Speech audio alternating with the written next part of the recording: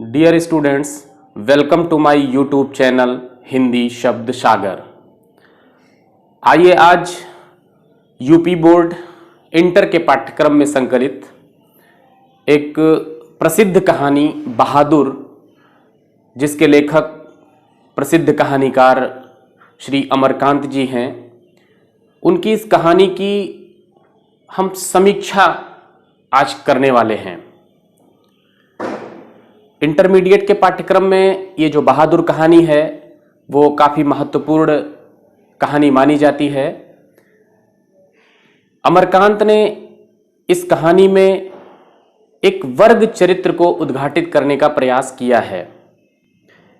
कहानी के तत्वों के आधार पर हम इसकी हर तत्व के आधार पर समीक्षा करेंगे।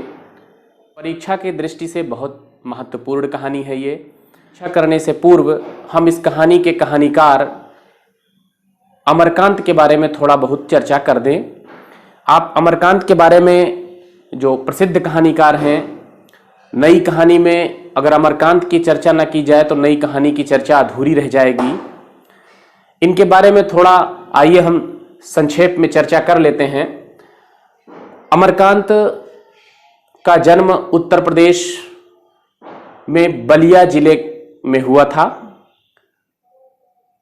इनका जन्म सन 1925 ईस्वी में हुआ था। सन 1925 ईस्वी में बलिया में हुआ था। बलिया उत्तर प्रदेश में है। इनकी प्रारंभिक शिक्षा बलिया में, फिर गोरखपुर में और फिर प्रयागराज में हुई। बीए तक की शिक्षा आपने ग्रहण की। 1942 के असहयोग आंदोलन में भी आपने भाग लिया। आपकी जो जीवन दृष्टि रही है वो काफ़ी प्रगतिशील रही है। पत्रकारिता में आपकी विशेष रुचि रही है। कई पत्र पत्रिकाओं से आप संबद्ध रहे। अमृत पत्रिका, कहानी, सैनिक, मनोरमा इत्यादि से आप जुड़े रहे। इनकी जो कहानियां हैं, आपने कहानियां भी लिखी हैं, उपन्यास भी लिखे हैं। आपने 3 कथा संग्रह लिखे हैं। एक है जिंदगी और जोंक, दूसरा है देश के लोग और तीसरा है मौत का नगर। ये आपने कथा संग्रह लिखा है। इसमें बहुत सारी कहानियां हैं जिनकी अभी हम चर्चा करेंगे। आपने उपन्यास भी लिखे हैं। उपन्यास भी आपके काफ़ी चर्चित रहे हैं। सूखा पत्ता, काले उजले दिन, पराई डाल का पक्षी, कटीली राह के फूल, दीवार और आंगन इत्यादि और भी हैं। आपकी जो प्रसिद्ध कहानियां रही हैं, डिप्टी कलेक्टरी, इंटरव्यू, मौत का नगर, हत्यारे, मूस, दोपहर का भोजन, छिपकली। दोपहर का भोजन काफी चर्चित कहानी रही है। आपने जो भी विषय वस्तु चुना है वो अत्यंत साधारण जीवन स्थितियों से और घटनाओं से संबंधित रही हैं। आपकी जो भाषा शैली है वो काफ़ी सरल और सुबोध है। आप दूसरी भाषाओं के शब्दों को भी यथा समय स्वीकार करते हैं। मुहावरों का भी बीच बीच में प्रयोग करके भाषा को काफ़ी चुटीला और सटीक बनाते हैं। सबसे प्रतिष्ठित जो पुरस्कार है वो ज्ञानपीठ पुरस्कार, जिसे आप जानते हैं, वह भी आपको प्राप्त हो चुका है। 2014 ईस्वी में आपका देहावसान इलाहाबाद में हो जाता है। निश्चित रूप से कहानी जगत के आप प्रसिद्ध कहानीकार रहे हैं। नई कहानियों में बिना आपकी चर्चा किए नई कहानियों की चर्चा करना अधूरा है। आइए अब इसके हम कहानी के तत्वों के आधार पर, एक एक तत्व के आधार पर इसकी समीक्षा करते हैं। परीक्षा की दृष्टि से सर्वाधिक महत्वपूर्ण जो 2 तत्व होते हैं कहानी के, वो एक तो कथा वस्तु होता है और दूसरा उस कहानी का उद्देश्य होता है। आइए सबसे पहले हम इसके कथा वस्तु की चर्चा करते हैं। इस कहानी में अमरकांत एक तरफ तो निम्न मध्यम वर्गीय जो परिवार है उसके चरित्र को बड़ी ही कुशलता के साथ उद्घाटित करते हैं, उसकी मानसिकता को उजागर करते हैं, साथ ही एक दबे कुचले शोषित वर्ग की जो वास्तविक दशा है उसको भी इस कहानी में अभिव्यक्त करते हैं। कहानी बहुत अच्छी है। एक वर्ग चरित्र को उभारना इस कहानी का उद्देश्य रहा है और एक छोटी सी कहानी में बहुत कुछ मानवीय संवेदना को, मानवीय व्यवहार को इस कहानी में पिरोया गया है। निम्न मध्यम वर्गीय परिवार झूठी शान और शौकत के लिए, एक प्रदर्शन अपना दिखाने के लिए, उच्च वर्ग के समान अपने आप को दिखाने के लिए, भले ही उस निम्न मध्यम वर्गीय परिवार की आर्थिक जो दशा है, जो सामर्थ्य है, जो हैसियत है, वो नौकर रखने के लिए अलाउ नहीं करती है, गवारा नहीं करती है, वो क्षमता नहीं रखते हैं, लेकिन फिर भी वो एक प्रदर्शन के लिए, उच्च वर्ग के समान दिखने के लिए नौकर रख लेते हैं। लेकिन नौकर के साथ कैसा व्यवहार होना चाहिए, उसके साथ किस प्रकार मानवीय सहानुभूति होनी चाहिए, इसका उन्हें शायद सलीका नहीं आता है। इस बात को कहानीकार ने बहुत ही अच्छे ढंग से इस कहानी के माध्यम से उभारने का प्रयास किया है। निश्चित रूप से कहानी बहुत अच्छी है। आइए हम इस कहानी की संक्षेप में चर्चा कर लें इसके कथावस्तु के रूप में। इस कहानी में एक नेपाल का एक 12-13 वर्ष का बालक है जिसका नाम दिल बहादुर है। उसका घर नेपाल और बिहार की सीमा पर कहीं स्थित है।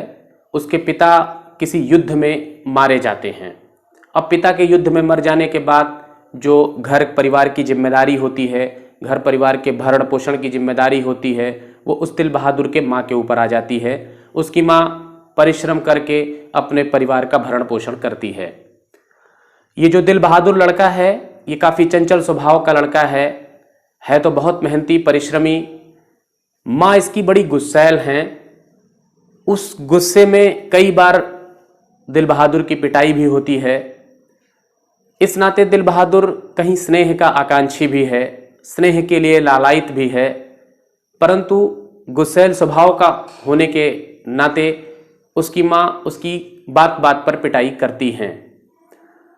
वो चाहती हैं कि वो घर परिवार के काम में हाथ बटाए, कुछ उसमें सहयोग करे, परंतु वो थोड़ा चंचल स्वभाव का लड़का कभी पहाड़ों पर चढ़ जाता है और जा करके वहाँ पर अपना टाइम बिताता है, कभी पेड़ों पर चढ़ करके चिड़ियों के घोंसलों से उनके बच्चे पकड़ता है और वहाँ से फल तोड़ करके खाता है। ऐसे तैसे करके अपना वो दिन भर का दिनचर्या उसकी ऐसे ही बीत जाती है। परिवार के किसी भी कामकाज में वो हाथ बटाना नहीं चाहता है। अब एक आध घटना ऐसी हो जाती है जिससे उसकी काफ़ी बुरे ढंग से पिटाई हो जाती है। एक घटना ऐसे ही हो जाती है कि वो एक बार पशुओं को चराने लेकर के जाता है और एक भैंस की पिटाई कर देता है। उस भैंस को दिल बहादुर की माँ थोड़ा ज़्यादा मानती जानती हैं, उससे प्रेम करती हैं। अब उस भैंस की पिटाई हो जाती है, दिल बहादुर उसकी पिटाई कर देता है। पास ही कहीं पर जहाँ पर वो भैंस को चरा रहा होता है, उसी के आसपास कहीं खेत में उसकी माँ काम कर रही हैं। अब भैंस, पशुओं को भी देखिए एक लगाव होता है, जो मनुष्य उनसे ज़्यादा प्रेम करते हैं, उनका ख्याल रखते हैं, वो पशु भी उस व्यक्ति से अटैच हो जाते हैं।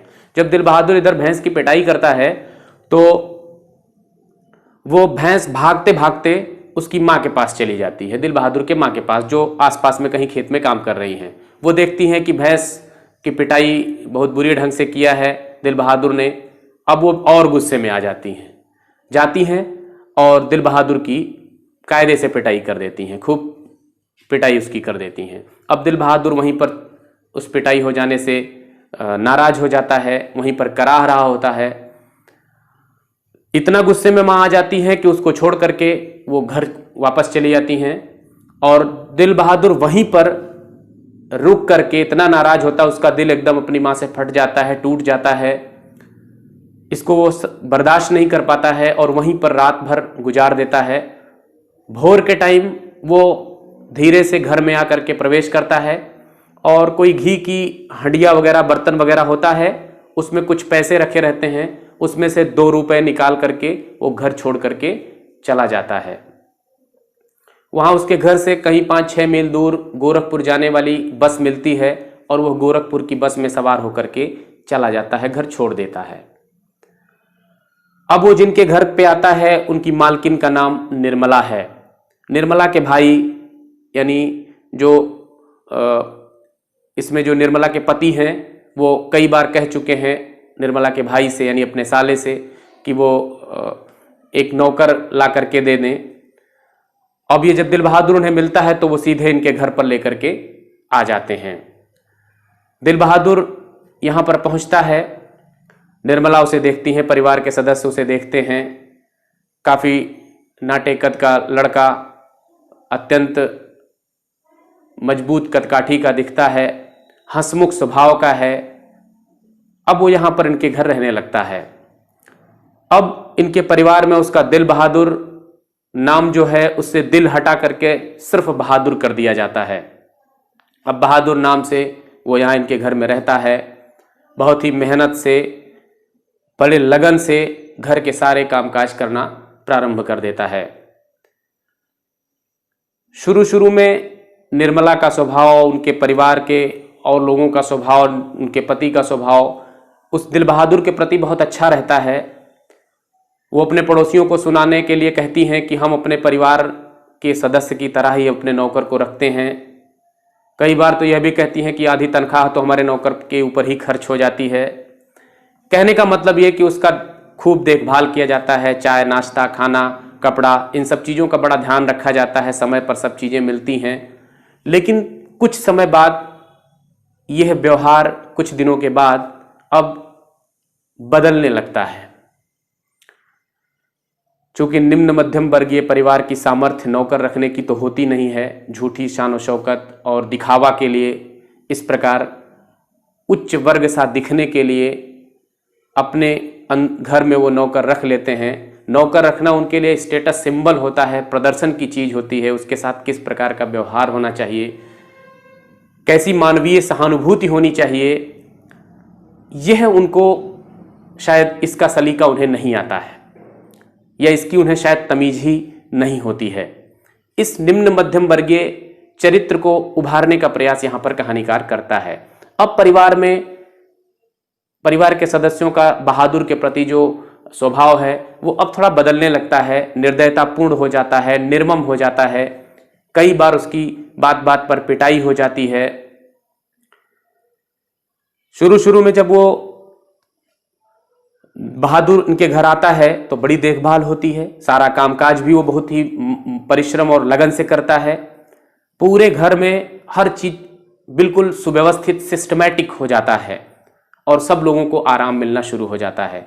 लेकिन अब जब धीरे धीरे उनका असली चरित्र, उस परिवार का, निम्न मध्यम वर्गीय परिवार का एक वर्ग चरित्र को यहां पर कहानीकार ने दिखाया है। एक वर्ग चरित्र के माध्यम से उस संपूर्ण वर्ग, निम्न मध्यम वर्गीय परिवार के चरित्र को यहां पर उभारने का प्रयास किया गया है। अब निम्न मध्यम वर्गीय परिवार से संबंधित निर्मला हैं। अब उनके परिवार में उसके प्रति अमानवीय पूर्ण व्यवहार, निर्दयतापूर्ण व्यवहार शुरू हो जाता है। शुरू में वो सारा खाना पानी उसका खुद बनाती हैं, उसके लिए रोटियां सेकती हैं, लेकिन अब वो उसके लिए रोटियां सेकने से मना कर देती हैं। अब उसको खुद से अपनी रोटियां बनानी होती हैं। वो बेचारा बहादुर लड़का अपनी रोटियां खुद सेकता है। फिर चूंकि हंसमुख स्वभाव का है, सारी चीजें भूल करके हंसता है, प्रसन्न रहता है। लेकिन कई ऐसी घटना हो जाती है जिससे उनका दिल अब टूटने लगता है। निर्मला का एक लड़का है किशोर नाम का, वो भी उसी बहादुर के ही समकक्ष है। वो अब धीरे धीरे क्या करता है कि अपना सारा कामकाज बहादुर के ऊपर छोड़ देता है, अपना सारा कामकाज उसी से करवाता है। और अगर कोई कामकाज उसका बहादुर नहीं करता है भूलवश, या चूंकि चंचल स्वभाव का बहादुर भी है, कभी कभी नहीं करना चाहता है कुछ, इसकी पिटाई करने के नाते कभी उसको गाली दे देता है किशोर इस नाते, तो उसकी बहुत पिटाई करता है। वो उसे भद्दी भद्दी गालियां देता है। एक दिन उसे वो सुअर का बच्चा कह देता है। यह बात उसको बहुत बुरी लग जाती है। उसे लगता है कि इसने मेरे बाप को गाली दे दिया। इस बात से वो बहुत दुखी है, बहुत नाराज है। बहुत बार उसकी वो किशोर पिटाई कर चुका है। सारा कामकाज एक तो उसी से करवाता है, रात को शरीर की मालिश भी उसी से करवाता है। बहुत ही बिगड़े किस्म का लड़का है किशोर, और अपना पूरी तरह से उस पर अधिकार समझता है बहादुर पर। परिवार के सारे लोग उसे एक तो काम करवाते हैं, भरपेट भोजन अब नहीं मिलता है, और पूरा काम परिवार का उसी को करना पड़ता है। और साथ ही अब उन लोगों का जो व्यवहार है उसके प्रति वो निर्दयतापूर्ण और निर्मम हो जाता है। एक और घटना होती है कहानी में ही, आप आगे बढ़ेंगे तो कहानी में एक और घटना हो जाती है। निर्मला के कुछ रिश्तेदार आते हैं। अब उनके रिश्तेदार पहुंचते हैं, चाय नाश्ता के बाद बातों की जलेबी छनती है। बातों की जलेबी का मतलब खूब बातचीत होनी शुरू हो जाती है।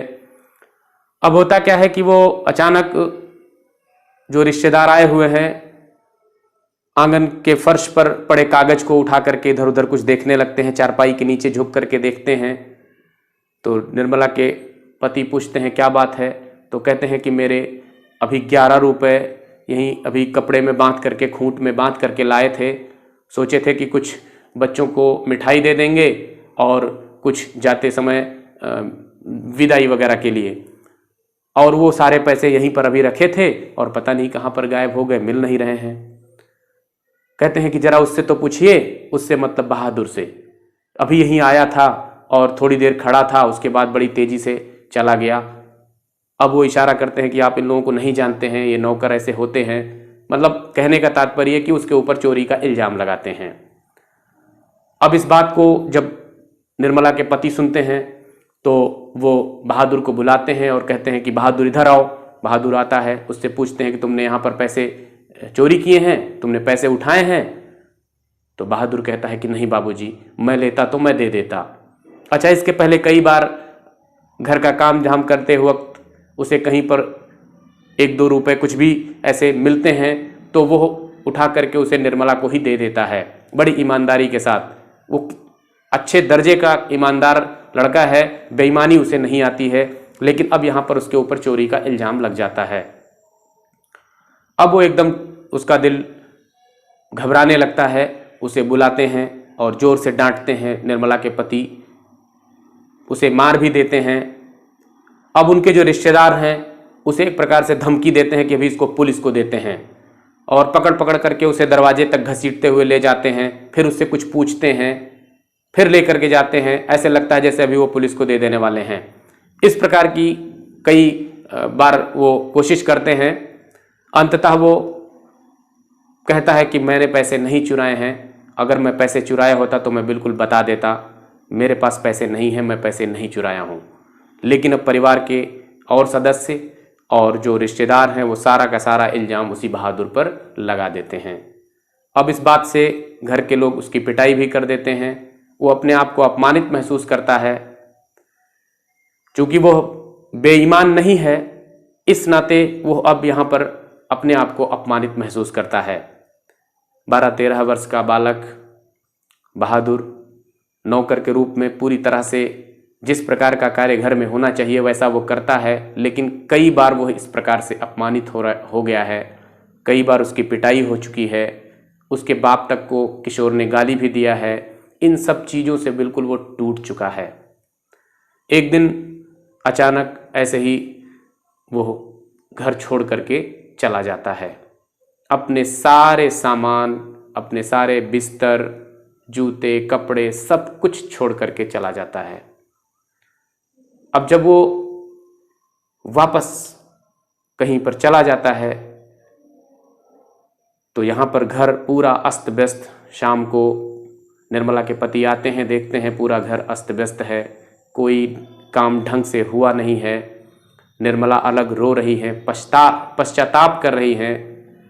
क्योंकि बहादुर ने सब कुछ छोड़ करके, उनके घर पर ही सब कुछ छोड़ दिया और स्वयं चला जाता है। उनको लगता है, अपराध बोध लगता है कि शायद उसने पैसे नहीं चुराए थे। निर्मला के पति पूछते हैं तो इस बात पर वो कहती भी हैं निर्मला कि अरे उन रिश्तेदार लोगों की तो आदत है, कई बार वो ऐसे ही बहाना करते हैं, पैसा उनको देना नहीं था, मिठाई लाना नहीं था। इन सब चीज़ों को ना करना पड़े, इस प्रकार का वो बहाना खोज करके पैसे गायब होने का बहाना बना देते हैं। कहने का तात्पर्य है कि पैसे चोरी नहीं हुए थे बल्कि झूठा इल्ज़ाम लगाया गया था। और चूंकि बहादुर के ऊपर इस तरह का इल्ज़ाम आया, बहादुर ने अपने आप को अपमानित महसूस किया, उसकी पिटाई भी हुई। इन सब चीज़ों के नाते उसने घर छोड़ करके अब जाना ही बेहतर समझा। अब यहाँ पर कहानी आगे चल करके समाप्त हो जाती है।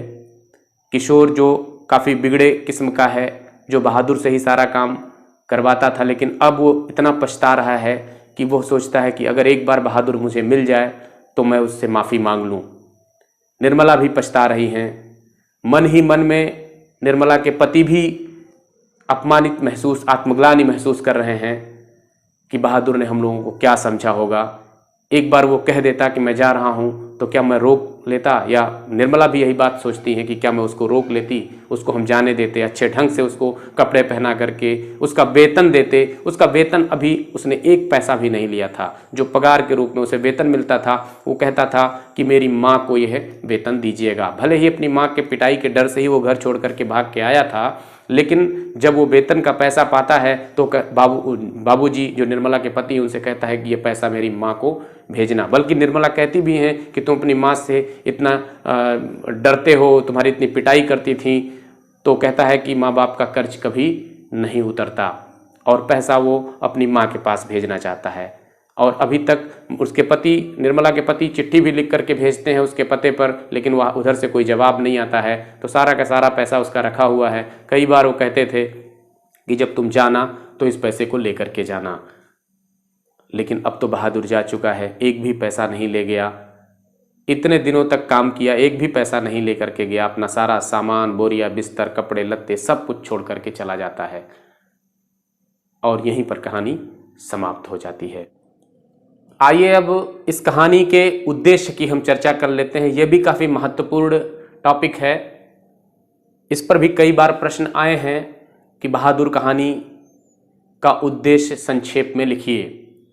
तो अगर उद्देश्य से संबंधित प्रश्न आता है, किसी भी कहानी का कोई मकसद होता है, कोई उद्देश्य होता है, कहानीकार कुछ अपने मन में ऐसी सीख देना चाहता है पाठक को, उसे एक संदेश देना चाहता है जो उसके मन में किसी भी कहानी को लिखने के पीछे छिपी होती हैं, जो उसकी भावना होती है, जिसको उजागर करना वो चाहता है। इस कहानी में आप देखेंगे, इस बहादुर कहानी का जो उद्देश्य है वो एक तो यह है कि जो निम्न मध्यम वर्गीय परिवार है वो अपने झूठे शान शौकत को दिखाने के लिए बनावट वाला जो जीवन वो जी रहा होता है, इन सब को एक तरह से उजागर कर देना है। निम्न मध्यम वर्गीय परिवार की सोच ये होती है कि वो उच्च वर्ग जैसा दिखे, और इसी प्रदर्शन प्रियता में, झूठी प्रदर्शन प्रियता, वो कहीं कहीं पर असहनशीलता, निर्दयता, निर्ममता का व्यवहार भी अपने नौकर के प्रति कर जाता है। उच्च वर्ग के घरों में नौकर होते हैं सामान्यतया, उनके यहाँ नौकर होते हैं, नौकर के साथ भी कैसे पेश आना चाहिए, कैसे उसके साथ व्यवहार करना चाहिए, कैसा बर्ताव करना चाहिए, वो उनके अंदर एक समझ होती है। उच्च वर्ग के अंदर वो इस प्रकार से रखते हैं। लेकिन निम्न मध्यम वर्गीय परिवार की चूंकि आर्थिक जो सामर्थ्य है, जो उनकी हैसियत है, वो इस बात के लिए इजाज़त नहीं देती है कि वो नौकर रख सकें। लेकिन चूंकि झूठी शान शौकत और अपना प्रदर्शन दिखाने के लिए, अपने पड़ोसियों, अपनी धाक जमाने के लिए कि हमारे घर नौकर हैं, भले उनकी आर्थिक स्थिति इस बात के लिए इजाज़त ना देती हो, लेकिन फिर भी वो नौकर रखते हैं। लेकिन नौकर रख लेने से ही नौकर के प्रति कैसा व्यवहार होना चाहिए, कैसी मानवीयता होनी चाहिए, इंसानियत कैसे, उनके साथ इंसानियत से कैसे पेश आना चाहिए, यह सब चीज़ें शायद उनके अंदर नहीं होती हैं। इस कहानीकार ने इस कहानी में यह दिखाने का प्रयास किया है। निर्मला के व्यवहार से, किशोर के व्यवहार से, उनके रिश्तेदारों के व्यवहार से और स्वयं निर्मला के पति के व्यवहार से भी इस बात की पुष्टि हो जाती है कि नौकर उन्होंने सुख के लिए नहीं बल्कि झूठे प्रदर्शन के लिए, झूठे दिखावा के लिए, स्टेटस सिंबल बनाने के लिए रखा है।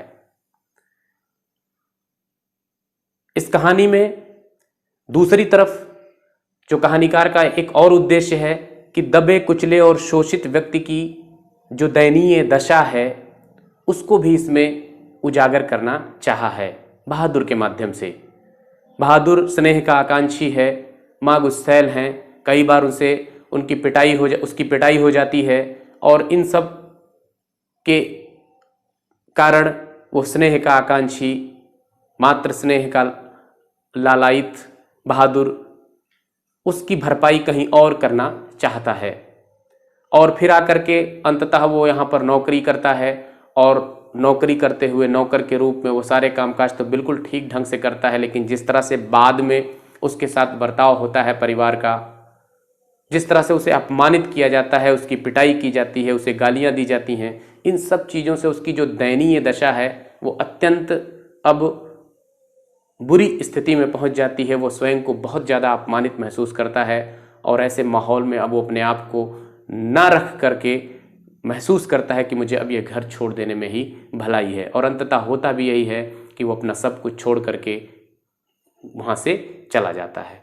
तो एक दबे कुचले शोषित जो वर्ग की दशा है उसको भी कहानीकार ने यहाँ पर उभारने का प्रयास किया है और साथ ही निम्न मध्यम वर्गीय चरित्र को तो उद्घाटित करने का प्रयास किया ही है।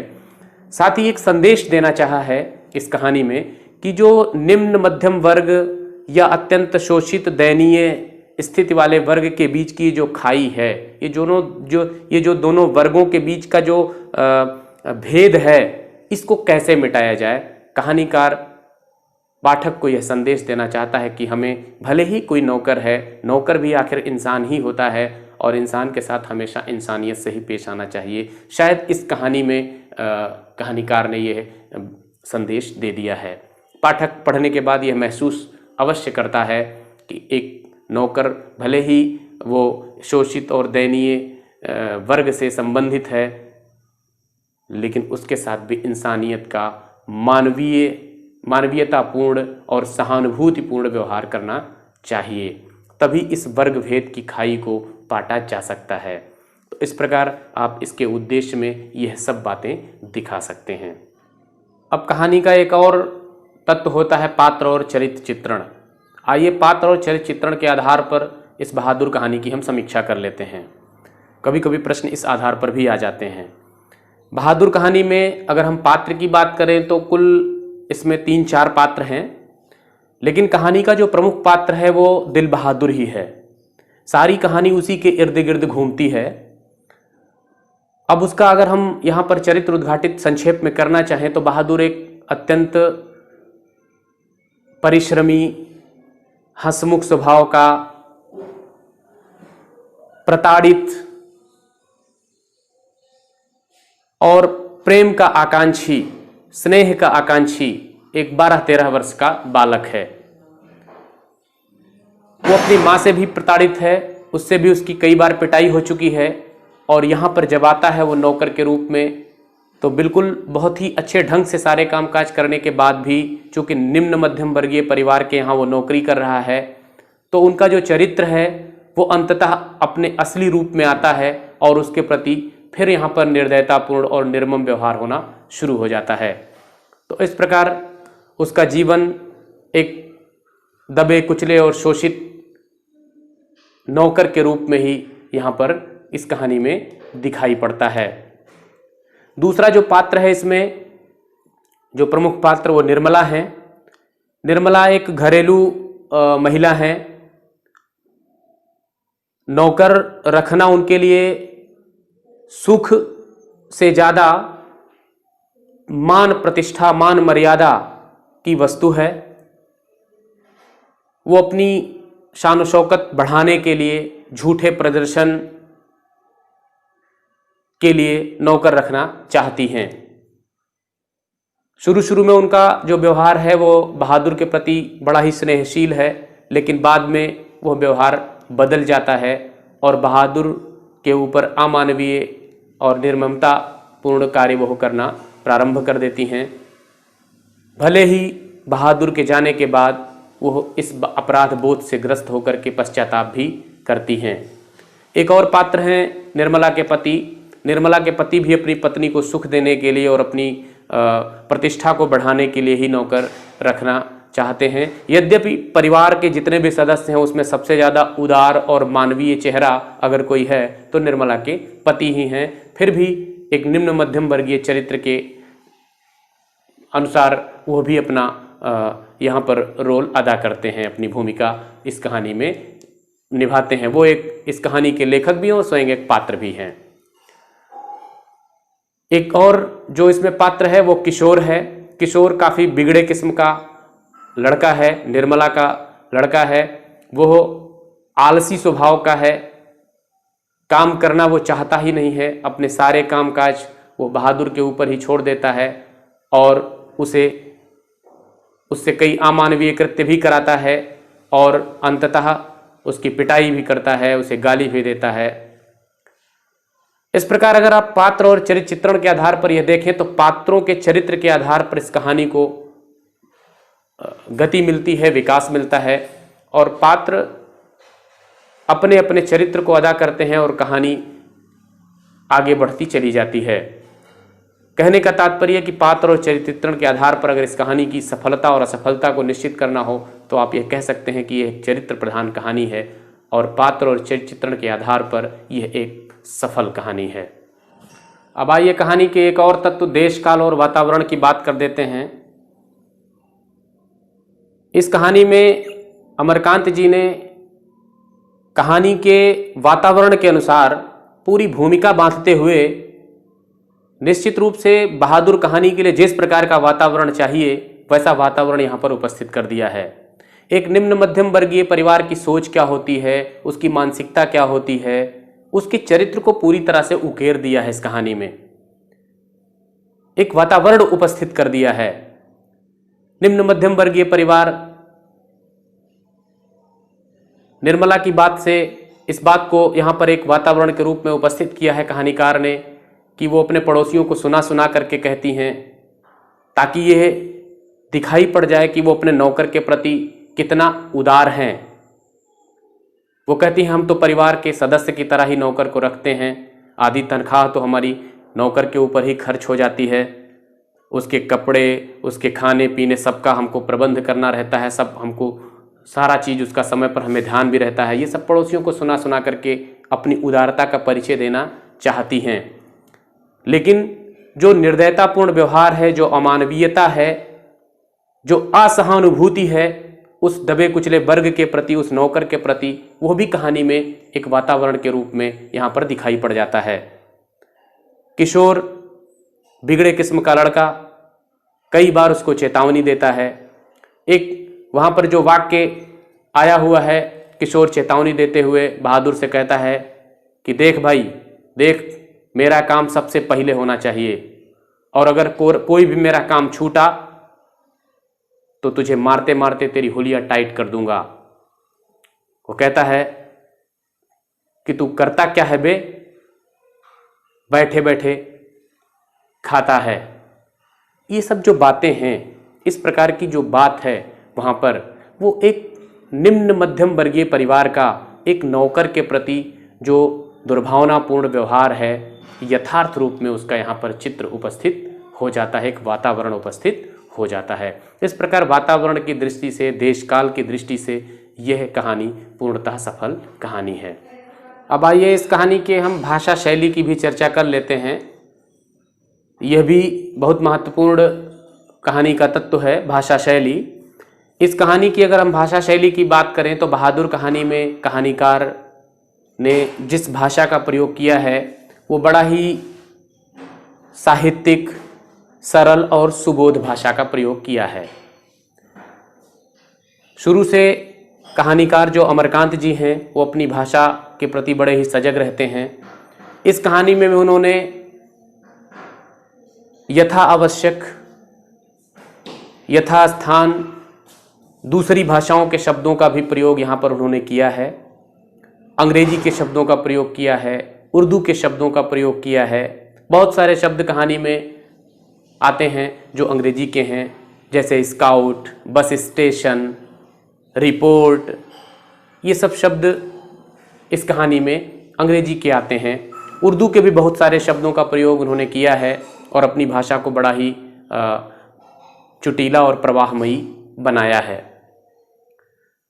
उर्दू के तमाम सारे शब्द हैं, नापसंद, रिश्तेदार, इनाम, जिद, हिदायतें, ये सब तमाम सारी चीज़ें, ये तमाम सारे शब्द उर्दू की भाषा से इस कहानी में लिए गए हैं। कहानीकार ने मुहावरों का भी यथा समय यथा स्थान प्रयोग किया है। जहाँ पर जैसी आवश्यकता हुई उस प्रकार के मुहावरे वहाँ पर रखे गए हैं। बहुत सारे मुहावरे इस कहानी में आते हैं। मुहावरों के प्रयोग से भाषा अवश्य ही चुटीली और आकर्षक बन जाती है, चमत्कृत हो जाती है।